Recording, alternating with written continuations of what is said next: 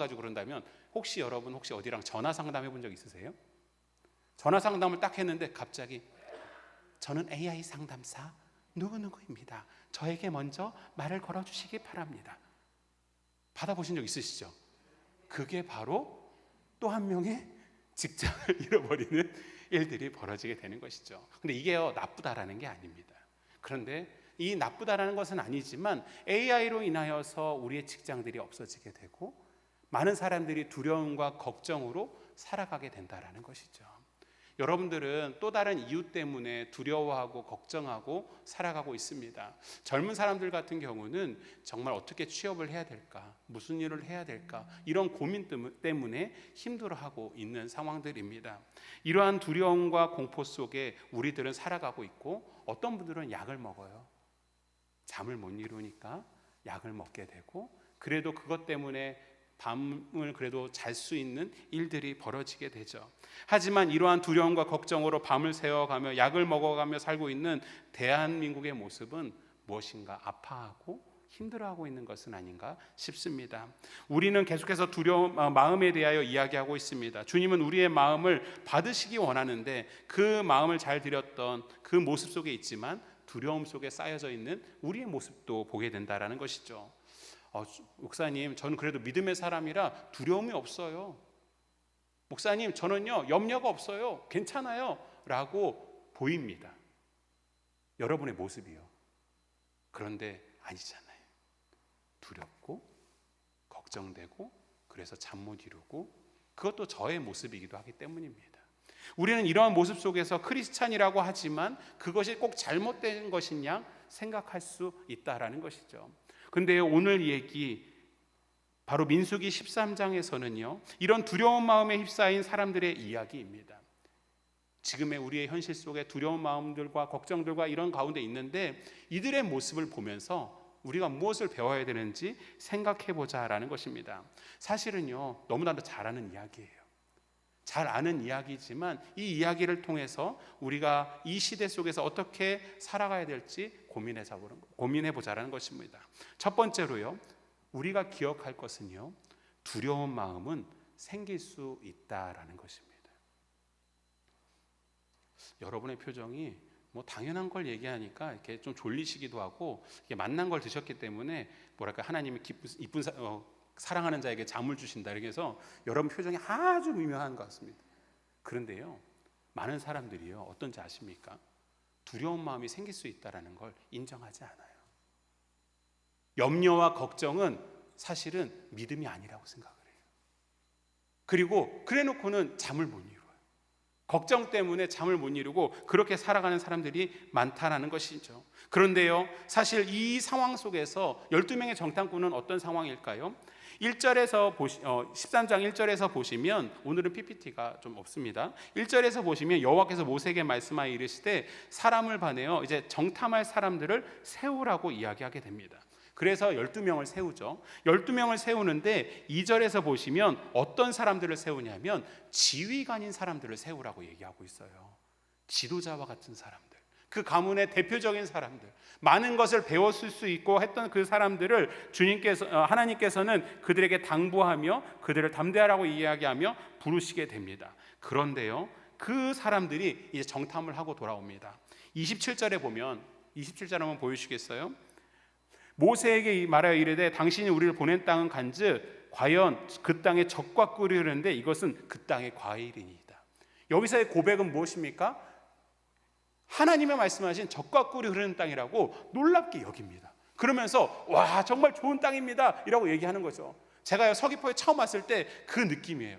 야 서귀포 너무 좋다. 네 그렇습니다. 여러분들은 뭐 삶이시니까 그러시겠지만 저는 너무 좋다 막 이러면서 막 그랬던 거예요. 근데 그 모습처럼 그 고백을 27절 했어요. 정말로 젖과 꿀이 흐르는 땅이라고 얘기했어요. 그런데요 갑자기 갈렙이 한마디 하는 거예요. 그럼 이제 전쟁 나갑시다 라고 하자 갑자기 모든 생각이 접어들고 현실 감각이 하는 상황 속에서 32절 33절에 고백을 하게 돼요. 한번 보여주시겠어요?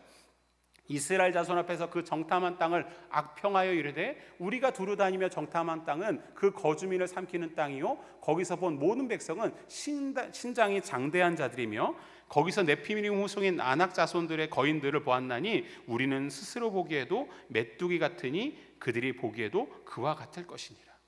무엇입니까? 하나님이 얘기하셔서 가봤는데 너무 좋은 것을 알게 됐어요. 그런데 갑자기 전쟁하다라는 말이 생기자 두려운 마음이 확 찾아옵니다. 그리고 어떻게 됩니까? 정신 차려야지. 현실 감각이 돌아오게 됩니다. 그리고 사실인 이야기를 하게 되죠. 저 사람들 엄청 큽니다. 우린 싸우면 죽습니다. 이러한 여러 가지 얘기들을 현실적으로 얘기해요. 여러분, 제가 하나 알려드릴까요? 두려운 마음이 드는 이유는 무엇이냐면 그게 사실이기 때문이에요. 그게 맞아요. 합리적인 거예요. 이성적인 거예요. 그게 어찌 보면 맞는 이야기이기 때문에 두려운 마음이 드는 것입니다. 아무리 따져봐도 이길 수 없는 것이 맞기 때문에 이성적 판단이며 합리적이고 올바른 것이라고 이야기하는 사람들이 있게 되는 것이죠. 두려운 마음은요, 그렇기 때문에 생기는 거예요. 여러분이 쉽게 이길만 하면 두려운 마음이 생깁니까? 안 생깁니까? 안 생겨요. 그런데요, 그것을 인정하지 않아요. 그리고 걱정하고 염려하고 이런 모습이 된다라는 것이죠. 그런데요, 이렇게 이성적이고 합리적이고 올바른 개선법이라고 이야기하며 행동하는 것이 주님 앞에서 맞는 것일까요? 주님은 그렇게 우리에게 그 셈법을 주신 것일까요? 여러분, 혹시 옆에 사람들과 혹시 싸워보신 적 있으십니까? 싸워본 적 있으세요? 뭐 부부간에 막 이렇게 싸우고 되게 감사했어요. 방금 저쪽에서 부부간에 싸워야 되는데 갑자기 이러시는 거예요. 그래서 은혜다. 네, 하얀색 옷 입으신 분이셨습니다. 그런데 싸우잖아요. 그럼 어떤 일이 벌어지는지 아십니까? 내가 틀린 말은 안 해. 나는 있는 말만 얘기한다. 그런데요, 신기한 건 뭐냐면 틀린 말은 아니었어요. 근데 왜 싸웁니까? 뭐가 안 맞은 겁니까? 셈법은요, 그게 맞지 않는 거예요. 하나님의 보시기에, 세상이 보기에는 그 셈법이 맞지만, 그 셈이 맞는 것처럼 보이지만 하나님의 사람들, 그리고 또 하나님이 봤을 때 하나님의 셈법은 그것을 주지 않았고 또한 그것이 올바른 계산법이 아니라는 것이죠. 우리가 기억할 것 한 가지는요, 두려운 마음은 생길 수 있다는 것이고 이 두려운 마음 가운데 속에서 우리가 어떻게 해야 될지가 중요하다는 거예요. 여러분 기억하세요? 두려운 마음은 어쩔 수 없는 거예요. 그걸 가지고 뭐라 하지 마세요. 그런데 이 두려운 마음 이후에 우리가 어떻게 할지를 결정하는 것이 중요합니다. 어떤 거냐면 이런 거예요. 이 사실이고 현실적인 이 모습 속에서 어떤 일이 벌어지냐면 그런 모습으로 다가오는 사람이 있습니다. 사람은 아니죠. 사단은요 그렇게 다가옵니다. 현실적이고 정말 이성적이다, 맞다, 올바르다라고 얘기하면서 찾아와요. 창세기 3장 4절 5절에서 뱀이 여자에게 이르되 선악과를 먹으면 너희가 결코 죽지 아니하리라 라고 얘기를 해요. 그런데요, 그리고 너희가 그것을 먹는 날에는 너희 눈이 밝아져 하나님과 같이 되어 선악을 알 줄 하나님이 아심이니라 라고 얘기 나옵니다. 여러분 잘 생각해 보세요. 하와가 먹고 죽었습니까? 안 죽었어요. 아담과 하와가 선악과를 먹었어요. 눈이 밝아졌어요? 안 밝아졌어요? 밝아졌어요. 뭐가 잘못됐습니까? 라고 얘기한다면 잘못된 게 있지요. 하지만 세상에서 이야기하는 그 판단과 이성적으로 아무것도 틀린 것이 아니라고 얘기하며 그렇게 사단은요 우리에게 찾아옵니다. 너 두려운 마음을 주려고 할 때 너는 작아, 너는 못해, 너는 돈이 없어 뭐 이렇게 얘기하며 우리가요 그러한 마음이 들도록 만들어버리고 또한 그 다음에 무엇인가 행동하도록 만들게 된다라는 것이죠. 이게 사단의 전략이에요. 두려운 마음은 생길 수 있다라는 것이고요, 두려운 마음을 인정하지 않고 원망하는 가운데 속에서 이 오늘 말씀했던 민수기 13장의 인물들은요 하나님 앞에 원망하는 것을 보게 돼요. 악평하여 이루며 나아가는 그 모습, 두려움이 생길 수는 있지만 그렇게 하는 그런 모습 말이죠. 사사기 6장에 가면 기드온이 나옵니다. 기드온이 나아가서 하나님께서 이제 이스라엘 백성들을 살리기 위하여 그 미디안 사람들에게 하지 않도록 얘기를 하려고 합니다. 그러면서 이렇게 고백을 하죠. 하나님께서, 여호와께서 그를 향하여 이르시되 너는 가서 이 너의 힘으로 이스라엘을 미디안 손에서 구원하라. 내가 너를 보낸 것이 아니냐라고 얘기하지만 기드온은 이렇게 고백합니다. 기드온이 그에게 대답하여 오 주여 내가 무엇으로 이스라엘을 구원하리까? 잘 들어보세요. 보소서 나의 집은 므낫세 중에 극히 약하고 나는 내 아버지 집에서 가장 작은 자니이다. 어찌 보면 두려움이 쌓이기 시작하고 미디안에 대한 그 마음 속에 그것이 오는 것은 당연할 수 있지만 그 가운데 어떤 고백을 한다고요? 나는 작아요. 우리 집은 약해요. 도와줄 사람도 없어요. 그런 모습으로 고백하는 일들이 벌어진다라는 것입니다. 기드온이 무엇이 잘나서 부르시는 것도 아닌데 미디안에 대한 두려움 때문에 기드온은 자신을 약하다, 작다 이야기하는 그런 것으로 더 몰아붙이는 것과 같습니다. 여러분 그거 아세요? 청소년들이나 청년들이나 아이들한테 한번 물어보세요.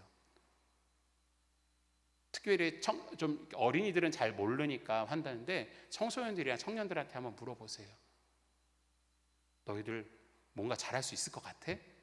그럼 아이들이 이럽니다. 못해요. 안 돼요. 근데요, 그게 저반에 깔려 있어요. 그리고 그것이 내가 세상에서 어떻게 살아가야 될지 모르는 두려움과 그 모습으로 갈려 있다는 거죠. 근데요, 여러분 보시기에 어떠세요? 청소년들, 청년 볼 때 어떠세요? 여러분 때보다 머리 좋잖아요. 별로 반응은 없으신데 제가 봤을 때요, 저보다 머리가 좋은 애가 저기 있어요. 정말 좋더라고요. 제가 신기할 정도로 우리 집에서 나왔지만 이게 저는 아닌 것 같은 그런 느낌이 있잖아요. 그런데도 애들이 요즘에 그래요. 그리고 그렇게 살아가고 그것에서 진 것처럼 한다라는 거죠. 기도원 말이죠. 그런 모습처럼 우리는요, 두려운 마음이 있고 그 모습 속에서 더 이상 나가는 것이 아니라 두려움을 인정하고 나아갈 수 있어야 한다라는 것입니다. 인정하지 않으면요, 자유해질 수 없어요. 그것을 두려움이 생길 수 있다는 것을 인정하지 않으면 자유해질 수 없음을 우리는 기억해야 됩니다. 왜 나는 크리스천인데 걱정하지? 왜 하나님의 백성인데 두려워하지? 주님을 따르는데 무엇인가 되지 않지?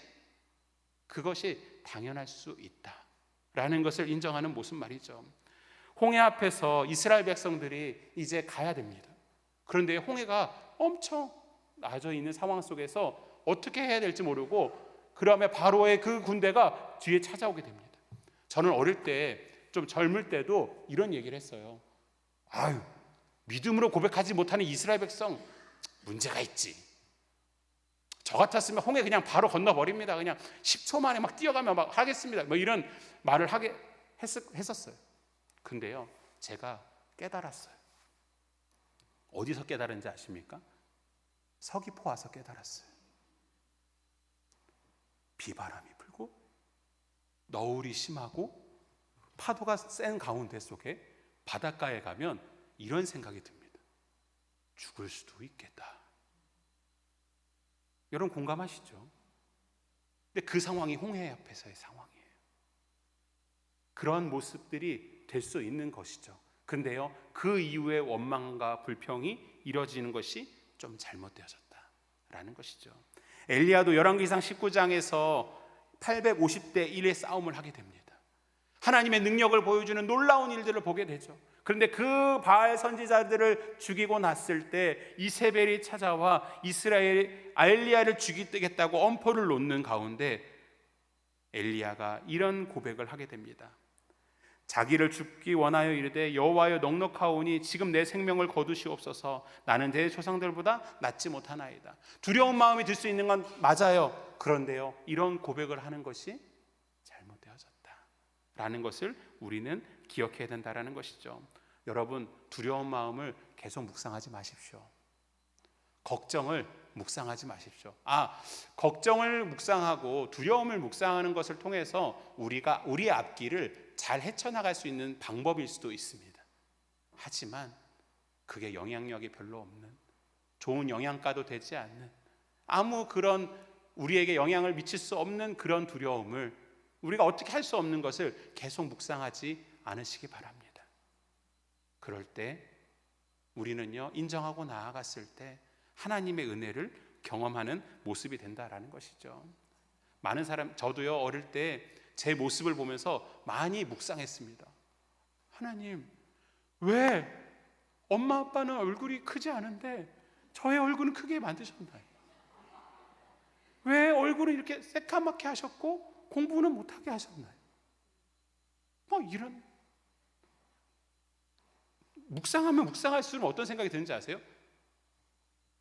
미간에 주름이 잡힙니다. 제가 그랬어요. 묵상하면 묵상할수록 얼굴이 별로 안 좋아서, 제가 얘기했잖아요. 제가 고등학교 때 제 사람들이 막 지나갔다고, 저렇게 이렇게 피해 갔다니까요. 홍해 계적이 일어났다고요.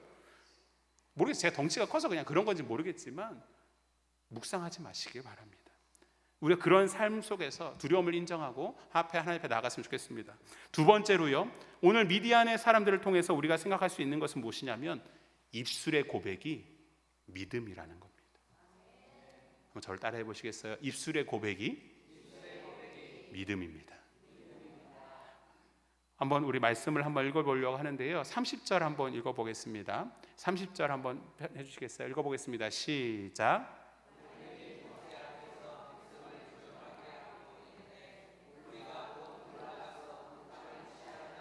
응이 이기리라 하나. 아멘. 이런 믿음의 고백을 하는 것을 보게 돼요. 그러고 나자 그 이스라엘 백성들이 막 원망하고 불평해요. 그런데 그 이후에 또 6절에서 이렇게 얘기해요. 그 땅을 정탐한 자중 눈의 아들 여호수아 여분네 갈렙의 아들이 자기들의 옷을 찢고 이스라엘 자손의 온 회중에게 말하여 이르되 우리가 두루다니며 정탐한 땅은 심히 아름다운 땅이라 여호와께서 우리를 기뻐하시면 우리를 그 땅으로 인도하여 들이시고 그 땅을 우리에게 주시리라. 이는 과연 젖과 흐르는 땅이라 라고 이야기하며 믿음의 선포를 하게 됩니다. 갈렙과 여호수아도 키 큰 사람들을 봤을까요? 못 봤을까요? 봤어요. 무기들도 봤을 것이고 여러 가지를 봤을 것이지만 하나님이 함께 하실 것이라는 그 판단하에 믿음의 고백을 드리는 것을 보게 됩니다. 믿음의 눈으로 바라보며 믿음의 입술을 고백하는 것, 그것이 중요하다라는 것이죠. 아브라함과 이삭은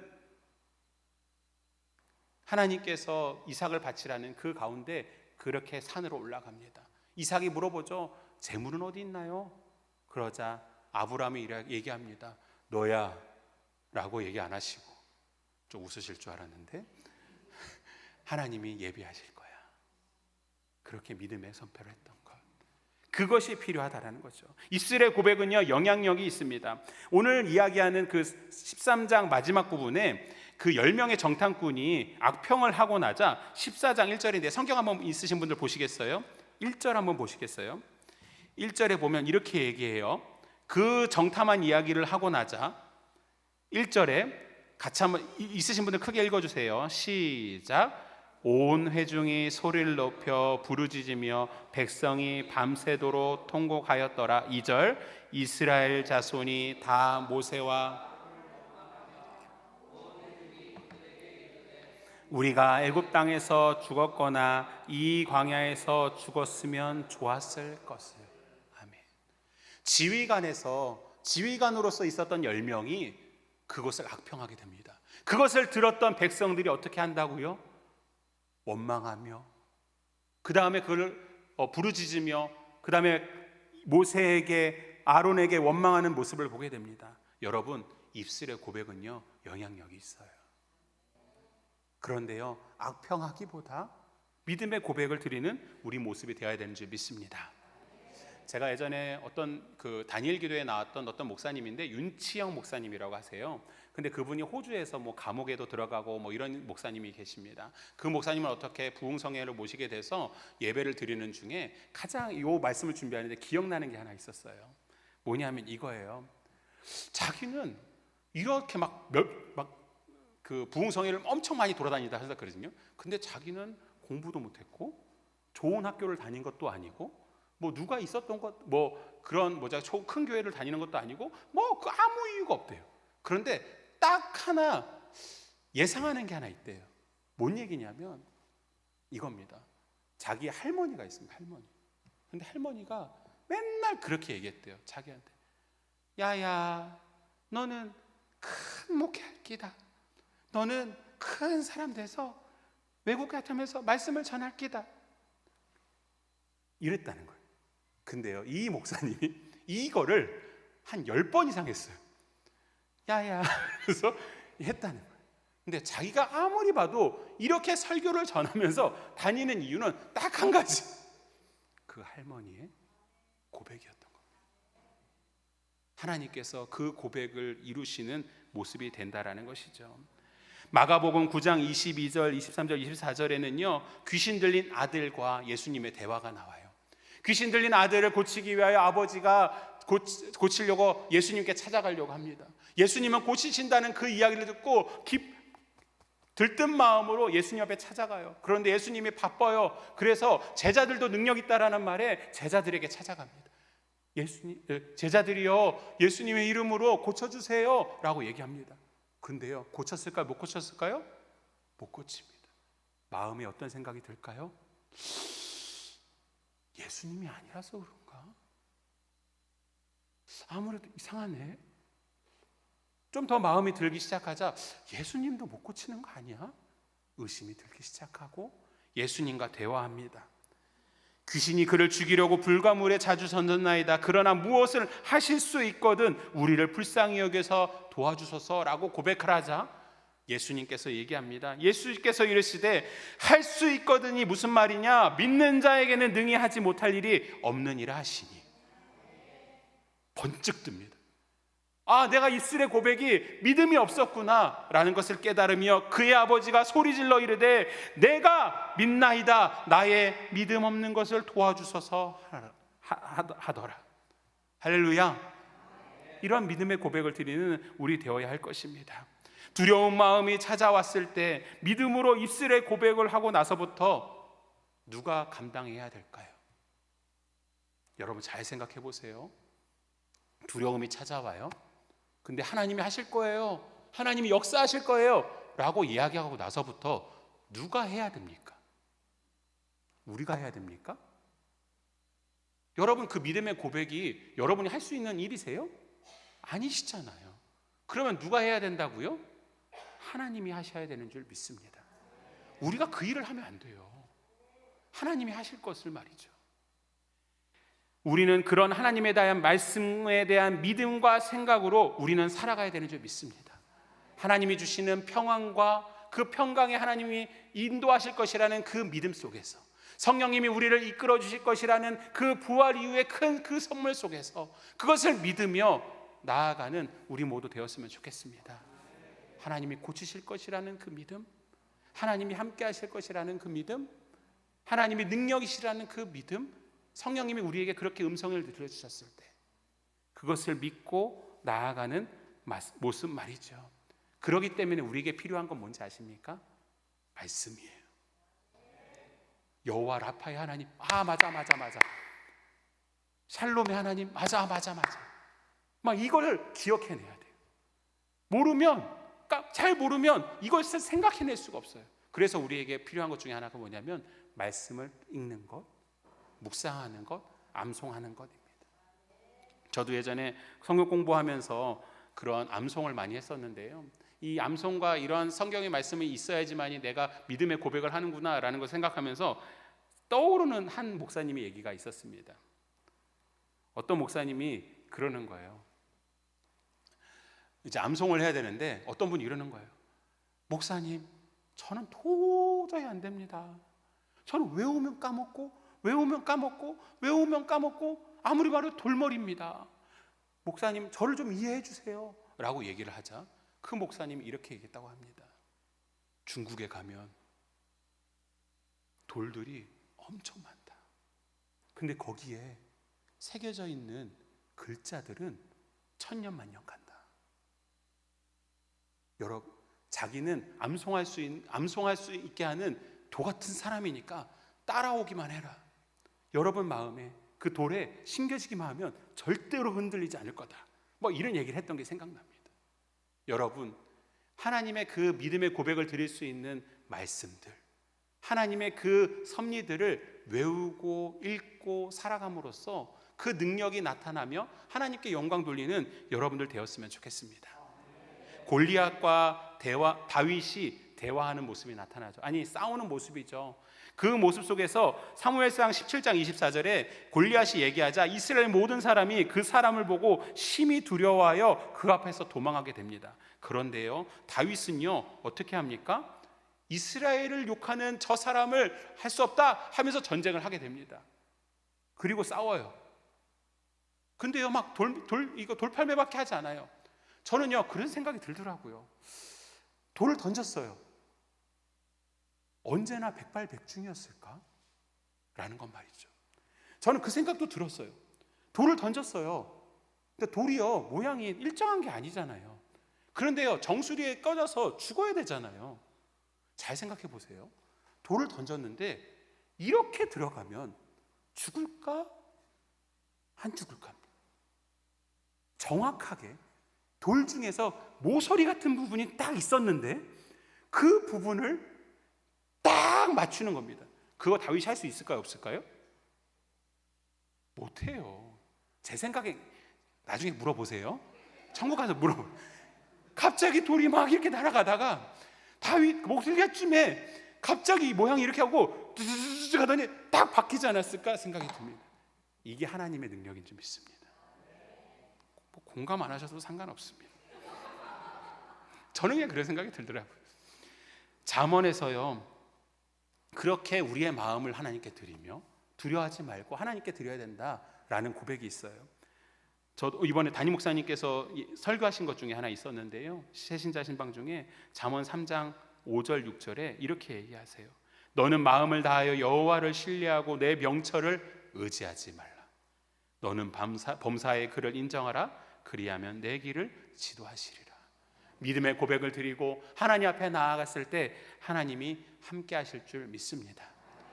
제가요 이 말씀을 준비하는 중에 영화 한 장면이 떠올랐어요. 뭐냐면 영화 명량입니다. 명량이란 영화에서 12척밖에 남지 않아요. 12척밖에 남지 않은 그 가운데 속에서 이제 나아가려고 해요. 그런데 아쉽게도 어떤 일이 벌어지는지 아십니까? 영화에서는 그럽니다. 대장선만 남고 나머지들이 도망가요. 왜냐하면 제가 12척이에요. 근데 일본군은 이만큼 있는 거예요. 저 같아도 두려워요. 그렇기 때문에 다 뒤로 가는 거예요. 그런 상황 속에서 어떻게 해야 될까라고 이순신 장군이 아들과 대화하는 거예요. 한번 영상 한번 보여주시겠어요? 좀 이렇게 꺼주시고, 이게 좀 어두워서 먼저 영상 틀어주셔도 됩니다. 그런데요 이걸 하고 마무리하도록 하겠습니다. 영상 한번 들어봐 주시게 됐으면 좋겠습니다. 소리도 먼저 해야 됩니다. 이게 짧아요. 1분밖에 되지 않습니다. 소리 부탁드립니다. 다시 한번 처음부터 틀어주시면. 잠시만요.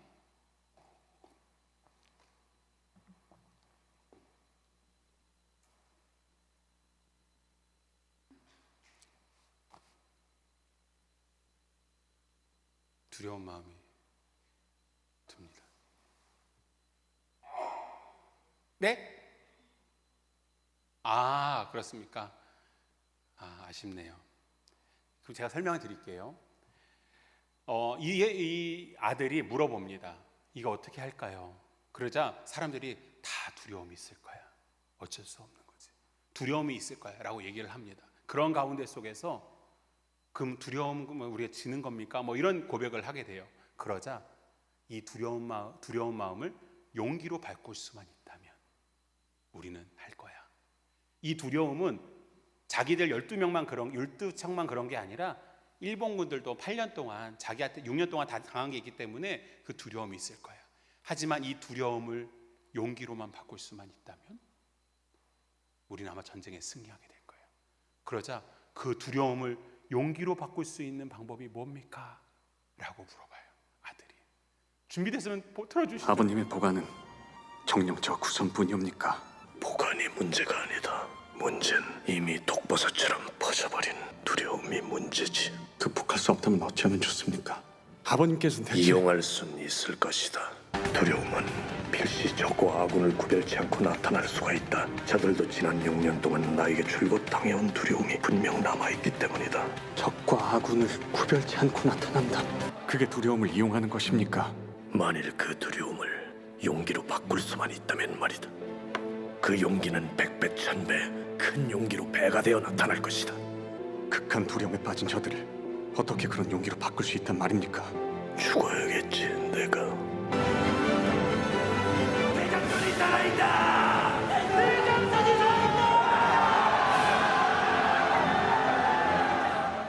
아버님의 보관은 네, 여기서 대장선이 너무 힘든 가운데서 어떻게 살아남아요.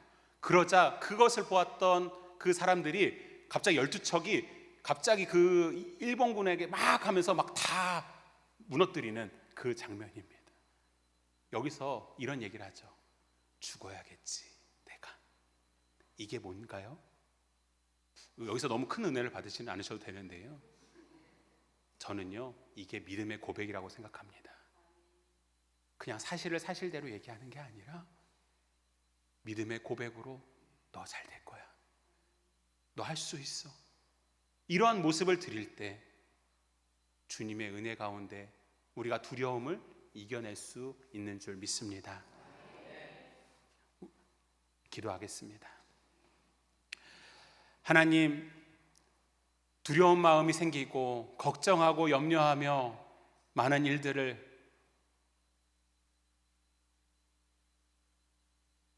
아파하고 지쳐 넘어집니다. 하지만 그 모든 속에 우리가 이길 수 있는 힘은 주님이 함께 하신다는 그 믿음인 줄 믿습니다.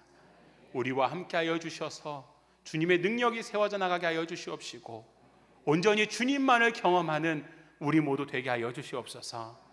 특별히 하나님, 두려운 마음에 쌓여져 있는 청소년, 청년, 장년, 노년 그 세대에게, 그 시기에게 함께 하여 주셔서 나와 함께 하시는 그 능력을 경험하게 하여 주시옵시고 그 시기를 주님의 은혜로 살아가는 우리 모두 되게 하여 주시옵소서. 특별히 하나님, 믿음의 고백이 필요합니다.